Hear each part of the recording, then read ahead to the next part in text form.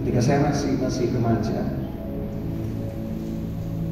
mulainya sangat sederhana, nggak ada sesuatu yang menarik di sana.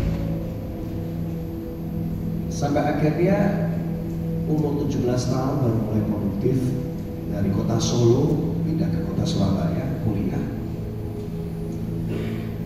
Ketika saya mulai banyak bikin lagu, saya tuh paling ketakutan satu, lucu, ketakutannya kalau dapat lagu baru malah. Karena apa? Saya ini nggak bisa suavisasi, nggak bisa nulis notasi. Yang kedua nggak punya alat perekam. Jadi kalau bikin lagu baru, takutnya lagu yang lama lupa, karena nggak bisa nulis, nggak punya alat perekam. Tapi ketika tahun 2000 saya masih ingat, tiba-tiba ada seseorang yang kasih saya kado. Saya ketika buka kado itu kaget, karena ternyata itu sebuah Walkman. Walkman yang paling keren zaman itu apa? Saya dikasihnya Sanyo, merek pompa air waktu itu. Tapi bersyukur ketika kita mulai berani melangkah sekalipun belum langkah yang jauh, Tuhan itu tahu kesungguhan hati kita. Selalu ada orang-orang yang Tuhan kirim untuk membuat benih itu mulai bertumbuh. Makanya mulai produktif bikin lagu. Ketika mulai produktif lebih lagi bikin lagu, direndahkan. Yang pertama, ada seorang kakak rohani namanya Siti Mohede. Dia ngomong gini, Ki, kalau lagu kamu banyak, tapi lagunya nggak segera direkam, ini lagu bakal membusuk semua, katanya gitu. Saya mulai mikir, apakah lagu ini tergolong jenis buah-buahan dan sayur-sayuran gitu kan? Bisa membusuk gitu. Itu perkataan yang nggak enak buat saya. Ada lagi yang merendahkan, justru mami saya yang merendahkan. Ketika saya mulai banyak bikin lagu, saya suka nyanyikan di depan mami saya. Nih, dengerin laguku nih. Sebagai seorang anak punya harapan dong, dipuji sama orang tua, betul. Tapi ketika saya nyanyikan lagu saya, mami saya langsung ngomong, sorry, lagumu jelek semua. Orang Solo ngomong, welek gitu loh, jelek. Kamu mau bikin lagu tuh kayak Jeffrey S. Chandra, katanya gitu. Lagunya mendayu-dayu, bikin orang termehek-mehek, katanya gitu. Bikin lagu tuh kayak gitu. Terus saya ngomong gini, nih, anakmu itu namanya bukan Jeffrey S. Chandra, namanya Frankie Kuncoro. Tuhan juga bisa pakai aku untuk kemuliaannya. Kasih kemuliaan Tuhan. Waktu itu cuma kata-kata iman. Tapi perkataan kita itu punya kuasa. Tangisanmu itu gak pernah Tuhan pandang hina. Ketika kau rindu dipakai Tuhan, Tuhan pasti akan mengerjakan lebih dari kau bisa pikirkan. Amen. Sampai akhirnya saya mulai banyak bikin lagu lagi, produktif, gak kerah. Ada orang support, tiba-tiba bikin album, mulai bikin album. Tapi waktu itu naik turun. 2011 bikin bandnya malah bubar. Prosesnya nggak mudah, nggak enak.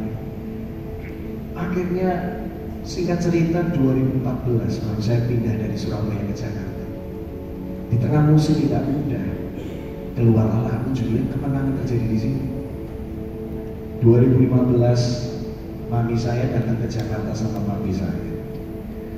Saya jemput dari airport, saya setir mereka, dan saya putar sebuah lagu. Judulnya Kemenangan Terjadi di Sini. Tak putar kencang-kencang gitu, sengaja supaya mereka dengar lagu karya anak. Putar kencang.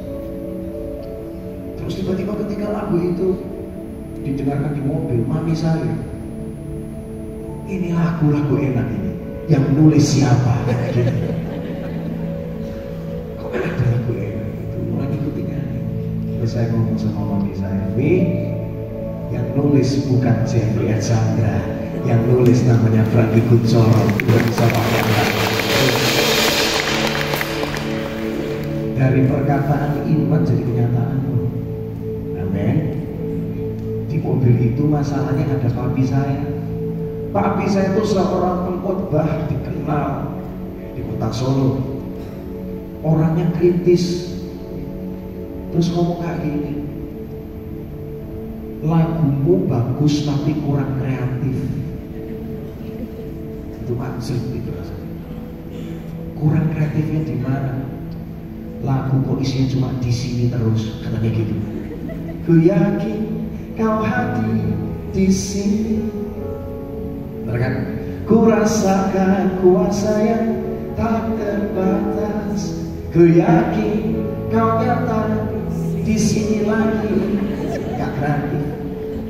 Bu Devi lebih kreatif, lagunya tadi luar biasa. Jauh lebih kreatif. Ku agungkan, ku tinggikan. Saya langsung disenggol. Iki lagu gue mantap. Kasih tepuk tangan luar biasa. Ya dong. Lagunya mbak gue yang kepikiran. Iki lagu gue ya. Iya. Bagus kan? Bagus. Ya, kalau dia lagu kemenangan terjadi di sini sampai ditutup apa? Kemenangan terjadi di sini lagi. Gak kreatif lagi, benar kan? Saya kesel sama Pak Bisa. Bikin lagu itu susah, ya.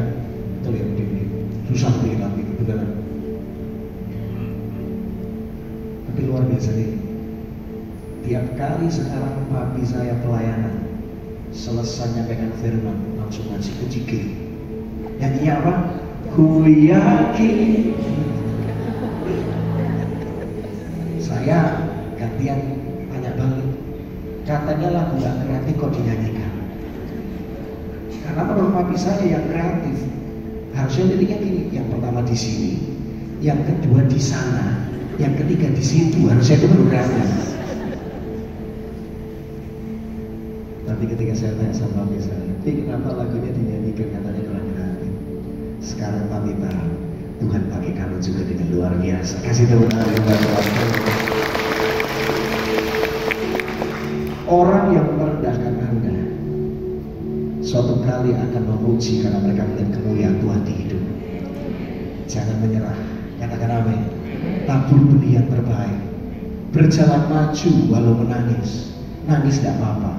Tuhan akan memampukanmu. Di balik tangisanmu, kau akan pasti menuai dengan bersorak-sorai. Kasih tepuk tangan Tuhan. Amin. Mau nyetar lagi? Bagi berdiri sana.